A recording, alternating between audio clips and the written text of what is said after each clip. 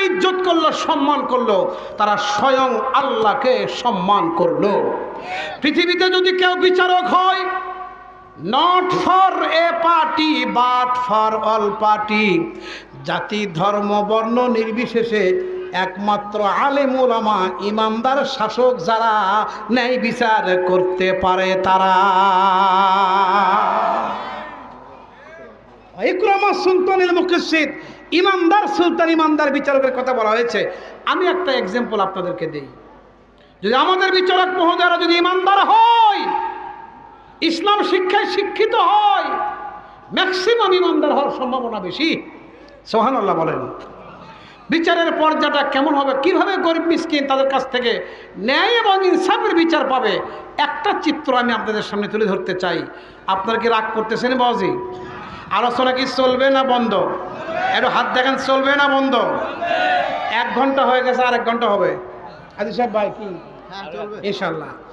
হ্যাঁ ইনশাল্লাহ, ইনশাল্লাহ চলবে। মাশাআল্লাহ, জাযাকাল্লাহ খাইর। মনোযোগ দেন। সুলতান জি বাবা বসো, মাহমুদ গজনবী বসো জি। সুলতান মাহমুদ গজনবী রহমতুল্লাহ আলাইহি প্রসঙ্গগত হাদিসের ব্যাখ্যা করতে গিয়ে এগুলো ব্যাখ্যামূলক এই ইতিহাসগুলো অলরেডি এসে রাইর হয়ে যায়, দাঁড়িয়ে যায়। জোরে কোন কথা ঠিক কিনা? ইকরামা সুলতানুল মুকসিদ, খুব মনোযোগ দিবেন। ইমানদার সুলতানকে যারা ইজ্জত করলো, বিচারককে যারা সম্মান করলো, তারা স্বয়ং আল্লাহকে সম্মান করলো। ইমানদার বিচারক ছাড়া জাতি ধর্ম বর্ণ নির্বিশেষে মানুষের জন্য ইনসাফের বিচার প্রতিষ্ঠিত করতে পারে না। না না না, এরা কেমন করে পারে? ইমানদার সুলতান, ইমানদার বিচারকের কাছে একজন গরিব রাস্তার ফকির, যাকে বলা হয় আমরা ওই যে কি বলে তৃণমূল, একেবারে রাস্তায় শুয়ে থাকে, ঘর নাই বাড়ি নাই, এই তো আমাদের সামান্য কাছে রেল স্টেশন, যা দেখেন তারা মাসের পর মাস, বছরের পর বছর কোন জায়গার থেকে যে রাস্তায় পড়ে থাকে শীত বর্ষা।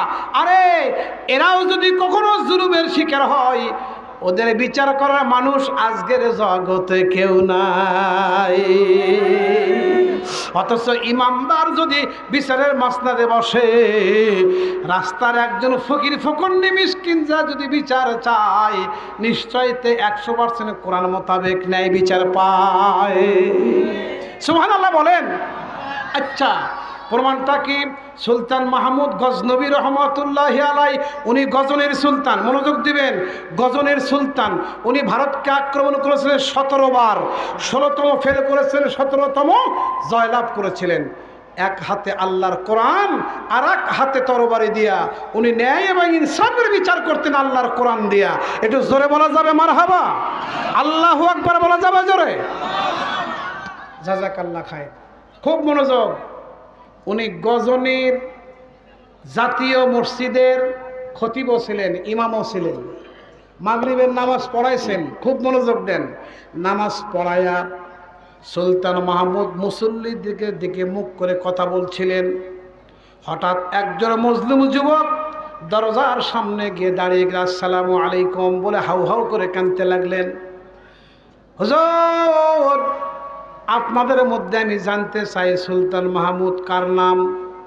উনি হাত তুলে বললেন, আব্বাইক, আমি উপস্থিত, আমি হলাম সুলতান মাহমুদ। লোকটা চিন্তা করলো, হায় রে, মুসল্লি আর ইমাম মধ্যে পার্থক্য খুব একটা দেখা যায় না।